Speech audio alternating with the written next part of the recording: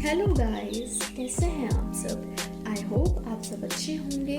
मैं रम्या भक्तन आपके अपने चैनल द सबटल पाथ पर आपका हार्दिक स्वागत करती हूँ। जैसा कि आपने थंबनेल में देखा, हमारा टॉपिक है how can a procrastinator becomes productive. हम उस इंसान की बात कर रहे हैं जो इंसान लंबे टाइम से अपने इम्पोर्टेंट काम को टाल रहा है और अब वो उसकी हैबिट बन चुका है। ठीक है, तो अब उस हैबिट को कैसे सुधारें, वापस उस इम्पोर्टेंट काम को प्रायोरिटाइज कैसे करें और हम हमारी लाइफ को रीसेट कैसे करें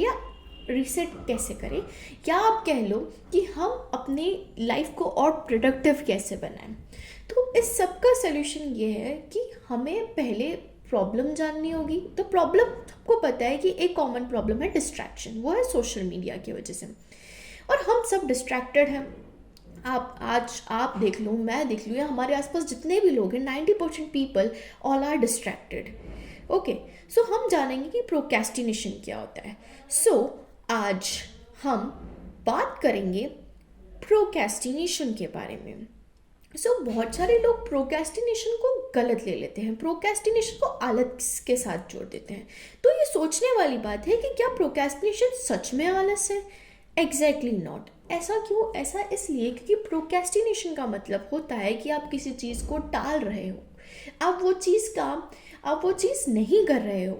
ठीक है, और जिस वजह से at the end of the day या at the end of the month और at the end of the year आपको रिग्रेट हो रहा है, आपको गिल्टी फील हो रहा है, आप उस वजह से आप में नेगेटिव इमोशंस जनरेट हो रहे हैं और उस वजह से आपकी फिजिकल हेल्थ या मेंटल हेल्थ दोनों अफेक्ट हो रही है। इसको और अच्छे से जानने के लिए कि प्रोक्रेस्टिनेशन होता क्या है, हम इसकी विजुअल रिप्रेजेंटेशन देखेंगे जो मेरी लाइफ पर बेस्ड है।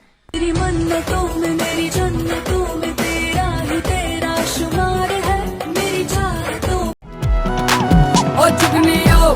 जैसा कि हमने देखा कि ये है टाइम लूप जिसके अंदर हम फंस जाते हैं। हम सोचेंगे आज नहीं, कल नहीं, परसों। और ये मेनली होता है फ़ोन्स की वजह से। अगर आपका स्क्रीन टाइम बहुत ज़्यादा है, 3 घंटे से लेकर 7 घंटे तक के बीच में, या 7 घंटे से भी ज़्यादा है, तो वो वर्ड्स की इसमें आ जाता है।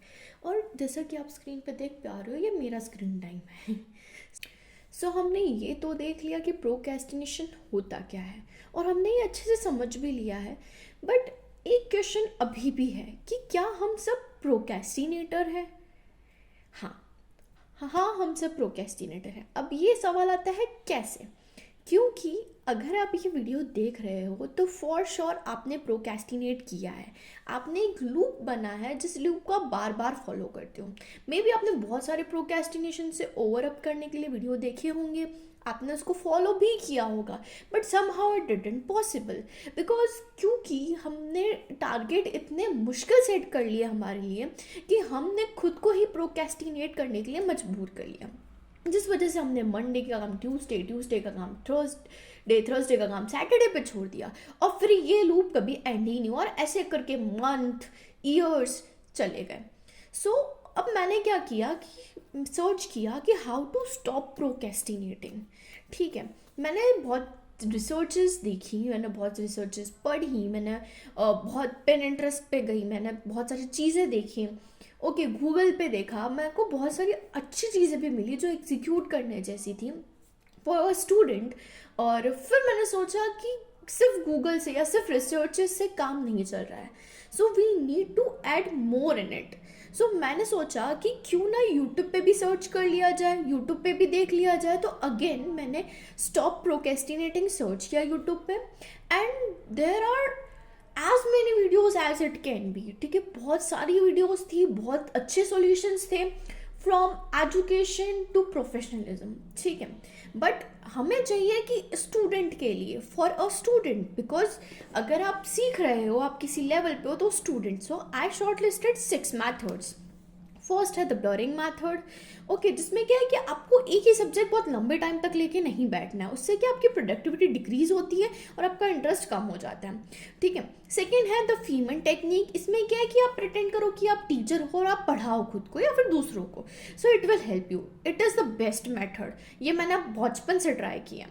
And the third one is कॉर्नल्स method. ठीक है, आप एक शीट लो, उस शीट को 2 पार्ट्स में डिवाइड करो, एक पे क्वेश्चन लिखो, दूसरे पे आंसर लिखो। Again this is the best method. Okay, the fourth one is 3 to 1 recalls method. ठीक है, आप 3 टाइम रीड करो, ठीक है, 2 टाइम रिपीट करो और एक बार लिख लो तो अच्छा रहता है। ओके, आपको मेमोराइज अच्छे से होता है। And fifth one is study in 3 rooms. ये कॉन्ट्राडिक्शन है, बट देखो आपके ऊपर है कि अगर आपको एक ही रूम में एक ही पोजीशन पे बैठ के पढ़ने से याद होता है या फिर अलग अलग। Okay, then sixth one is study backwards. मतलब कहते हैं कि अगर आपने कुछ चीज़ याद की फिर आप उसको उल्टा रिकॉल करते हो ना, तो आपको ज़्यादा टाइम तक याद रहती है। So this is the 6 methods. But wait, हम तो सिर्फ प्रोकेस्टिनेटर नहीं है ना, we are pro at it, है ना। सो हमने सोचा कि क्यों ना एक चैलेंज लिया जाए, ऐसा चैलेंज जो हम ले और जो हम कंप्लीट कर पाए। ठीक है, भले छोटा सा पर हम वो कंप्लीट कर पाए और जिस वजह से हमारा कॉन्फिडेंस बूस्ट अप हो, ताकि हम कुछ बड़ा काम कर पाए। तो हमने लिया 6 days चैलेंज। ठीक है, इन 6 days चैलेंज में हमने क्या किया कि कुछ पॉइंट्स नोट आउट किए जो इंपॉर्टेंट है हमारी लाइफ के लिए। सबसे पहला था मेडिटेशन। अब मेडिटेशन क्यों ज़रूरी है? क्योंकि आपका मन, आपका दिमाग उससे शांत रहता है। And the second one is exercising, ताकि आपकी बॉडी फिट रहेगी तो आप अच्छा कर पाओगे। And the third one is आपके पे डिपेंड करता है कि आप स्टडी कितने आवर्स करना चाहते हो। मैं कर सकती हूँ 8 hours ऑफ स्टडी, सो या मैंने 8 hours लिए हैं। बाकी अगर आप 1, 2, 3 जो आपको सही लगे वो, so I am going to accept this challenge. अब आफ्टर 6 days हम देखते हैं कि क्या ये टेक्निक सच में यूजफुल है, क्या ये वर्थ इट है या नहीं। तो तब तक के लिए stay tuned guys, bye bye.